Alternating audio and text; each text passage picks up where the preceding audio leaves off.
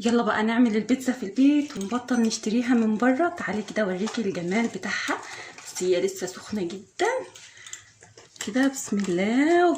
ارخص التكاليف اللي ممكن تتوقعيها، مش هكلفك حاجه خالص كده. بسم الله. يلا حبايبي تعالي كده اوريها لك من جوه. شايفين يا جماعه؟ بسم الله ما شاء الله. شايفه العجينه بتاعتها جميله ازاي؟ الحروف هنا طريه وجميله ازاي، وكمان انا حشيها جبنه. طريقتها حلوه جدا وانا واثقه ان هي هتعجبكم وتنور رضاكم باذن الله.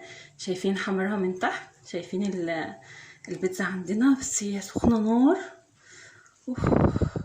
والجبنه بتمط وجميله ما شاء الله عليها. ادخلي بقى شوفي الفيديو، بس ان شاء الله لو عجبك ما تنسينيش في لايك واشتراك وتعملي شير عشان الفيديو يوصل لاكبر عدد ممكن. ويلا نعمل البيتزا في البيت بكل سهوله وبساطه. بسم الله الرحمن الرحيم، الصلاة والسلام على أشرف المرسلين. ازيكم يا حبايبي؟ عاملين ايه؟ النهارده ان شاء الله هنعمل مع بعض عجينة البيتزا، او هنعمل مع بعض بيتزا بسيطة كده بحشوة سهلة خالص ومش هكلفك فيها حاجات كتير. وكمان الحشوة ديت انت وراحتك زي ما انت عايزة. نقول بسم الله كده ونشوف بس مقادير البيتزا بتاعتنا الاول. اول حاجة هنا يا حبايبي بسم الله، عندي كوبايتين 2 من الحليب. هحط عليهم حوالي معلقه كبيره من الخميره الفوريه او الخميره البيره المتاح عندك، بس انا بصراحه بفضل الخميره دي جدا وبحب اشتغل بيها. معلقه كبيره من السكر، وكمان معلقه صغيره من الملح او نص معلقه ملح زي ما انت حابه. هنا في الخميره الفوريه لما بتضيف الملح مع الخميره بيخلي السوا بتاعها، بيخلي الخميره ما بتنشطش بسرعه، انما بالعكس مع الخميره البيره عادي مفيش اي مشكله. يبقى انا حطيت معلقه كبيره من السكر، نص معلقه صغيره من الملح او معلقه زي ما انت عايزه، معلقه كبيره من الخميره. هحط كمان ربع كوبايه من الزيت. المقدار ده كلته على كوبايتين 2 من الحليب، ممكن كمان يزيدوا معايا على حسب. عندي كمان هنا بيضه، على البيضه انا حاطه رشه فانيليا صغيره خالص. هتقولي لي فانيليا في البيتزا وهي بتكون عامه حادقه؟ ديت حد قالها لي بيشتغل في مطعم كبير، قال لي احنا دايما بنضيف لعجينه البيتزا شويه من الفانيليا، بتدي طعم وبتدي ريحه مختلفه. ما تفكريش ان هي عشان البيتزا حادقه ان احنا ما ينفعش نضيف لها فانيليا، لا بتفرق معاها في الطعم كتير. هبقى انا حطيت بيضه وعليها رشه من الفانيليا، تمام. وهبدا ادوب كل المقدار بتاعي ده كده بسم الله لغايه ما الخميره بتاعتنا دي تدوب.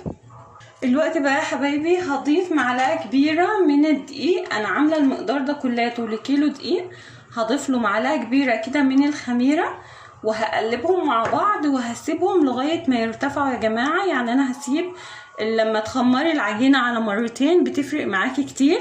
هندوب ده كويس كده وبعدين نسيبهم يرتفعوا شويه وبعدين ارجع لك تاني. يعني ضيفي معلقه او 2 من الدقيق. مش شرط خالص ان انت تضيفي كميه الدقيق كلها او نصها، شويه بس. لما بتخمري على مرتين بيفرق معاكي كتير خالص. الوقت بقى حبايبي بعد الخميره شايفين ما بتاخدش وقت خالص ما شاء الله عليها. الخميره البيره دي او خميره الافران ما شاء الله بتيجي بسرعه. هحط بقى يا جماعه الدقيق بتاعي كده شويه بشويه وهعجن. حسيت ان انا محتاجه ازود حليب هزود، تمام.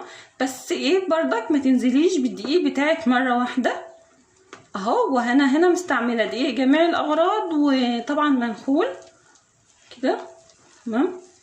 شويه بشويه كده وازود في الدقيق، بلاش تنزلي بيه مره واحده لغايه ما اخلص الكميه كلها. ان شاء الله نعمل عجينه طريه مش بتلزق كده يا جماعه. وعجن بقى دي بقى حبايبي شكل العجينه بتاعتنا بعد ما خلصت. ما تقرصيش عليها قوي لان طبعا الجو حر عشان ما تطلعش مرقه منك. هي خدت مني حوالي كمان ربع كوبايه ميه، انا زودت ميه ما زودتش حليب. وكمان لو انت عايزه تعجنيها بميه تقدري تعجنيها بميه بس هتحط لها معلقتين من اللبن البودر. الوقت بقى هغطي عليها واسيبها ترتاح على ما نجهز الحشوه بتاعتنا. يلا بقى حبايبي نبدا نشكل العجينه بتاعتنا كده بسم الله. شايفين العجينه يا جماعه تاخدش بصوا 10 دقايق يمكن اقل كمان وبتلاقيها اختمرت. قسميها بقى زي ما انت حابه. يعني العجينه بتاعتنا دي هتعمل لي حوالي 4 بيتزات كبار، تمام اهو. قسميها زي ما انت عايزه كده. المهم بس ما تبقاش تخينه وما تبقاش رقنقه كده. هبدا اقسمها معاكم اهو.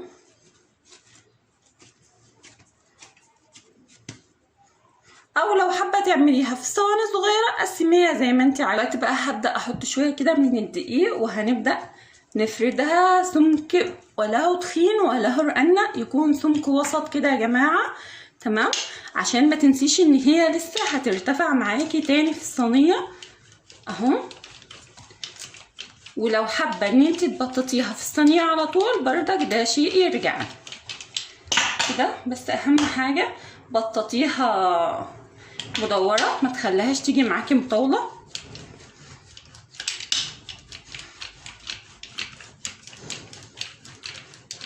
يعني شويه دقيق رقن، يعني حاجه بسيطه ما تكتريش. وزي ما قلت لك الحشوه اختياري زي ما انت حابه بقى. حطي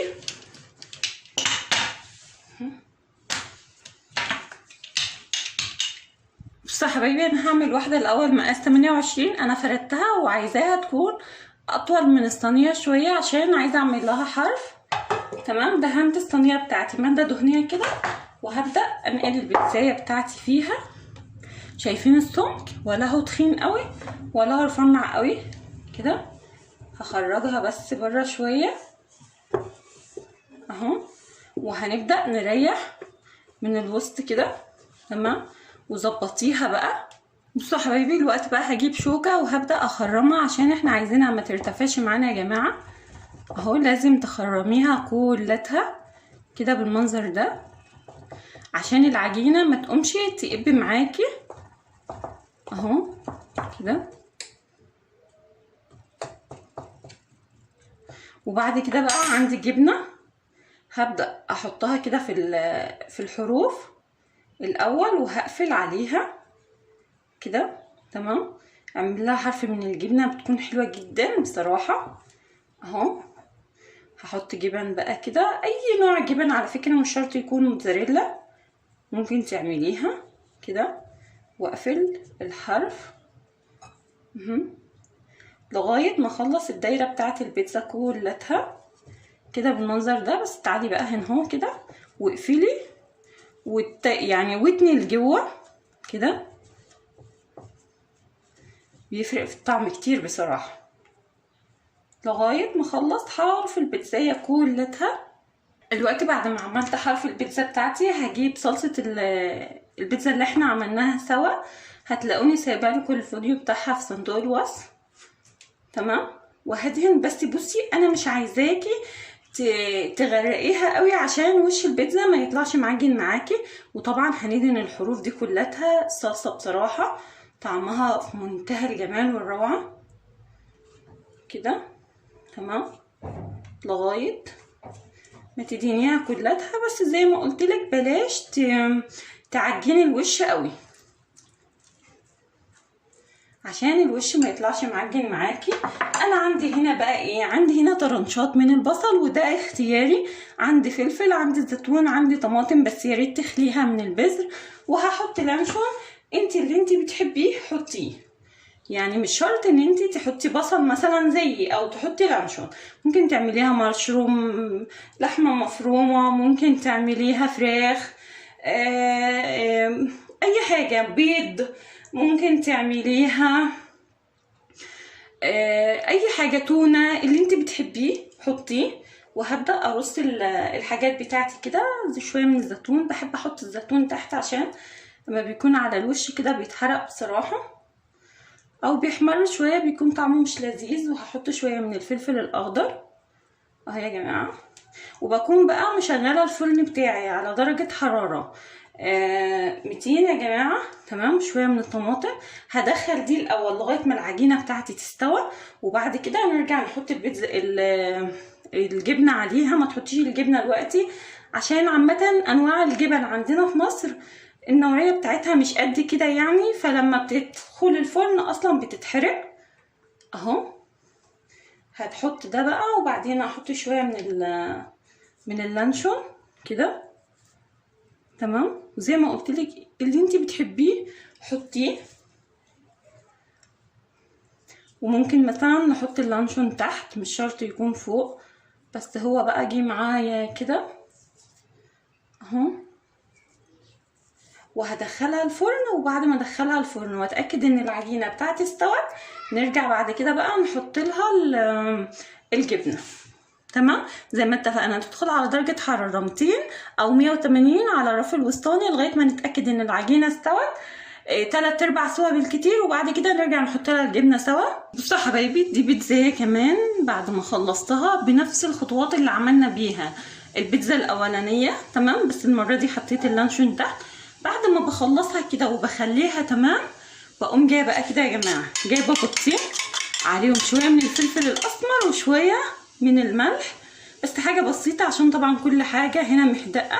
وببدا اسقي بيهم العجينه. على فكره تقدري تعملي الفكره دي كده من غير ولا لانشون ولا لحوم ولا اي حاجه، ممكن تعملي جبن بس اهو. وهدخلها الفرن بقى بردك لغايه ما تشمع معانا كده وتستوى، ونرجع نحط لها الجبنه الموتزاريلا وتفرجي بقى على شكلها. بعد البيتزا بتاعتي ما اتشمعت واستوت تعتبر 3/4 سوا، هننزل عليها بقى بالجبنه كده يا جماعه. هتفرق معاكي كتير الحركه دي، لما تيجي بقى تطلعيها من الفرن هتحسي بقى بمطه الجبنه اهو كده. شويه من الجبنه بقى، الجبنه في التوقيت ده بقى هتعمل شغل تاني خالص مختلف. وترجعي يا دوبك تحطيها في الفرن، يا دوبك الجبنه بس يا جماعه كده تاخد لون خفيف خفيف خالص، ونقوم بقى مطلعينها. هعمل نفس الطريقه دي في كل البيتزا بتاعتي اللي انا عملتها يا جماعه. هتدخل الفرن، وبعد ما تطلع من الفرن اديها الجبنه وارجع ارجعها تاني. نرجعها بقى ثواني كده ونرجع نشوف شكلها من جوه. ودي بقى حبايبي شكل البيتزا بتاعتنا بعد ما طلعت من الفرن، ما شاء الله عليها. بس هي لسه سخنه شويه. هي طبعا احمرت معايا شويه، بس انا بحب احمرها كده، احب احط لها شويه من الصلصه واحمرها شويه. انت لو مش حابه الحمار ده تقدري تخففيه شويه، مفيش اي مشكله، زي ما انتم شايفين ما شاء الله عليها. ويا رب بقى يا جماعه الطريقه بتاعتي النهارده تكون عجبتكم. وان شاء الله لو عجبتكم ما تنسونيش في لايك واشتراك وتعملوا شير عشان الفيديو يوصل لاكبر عدد ممكن. مع الف سلامه.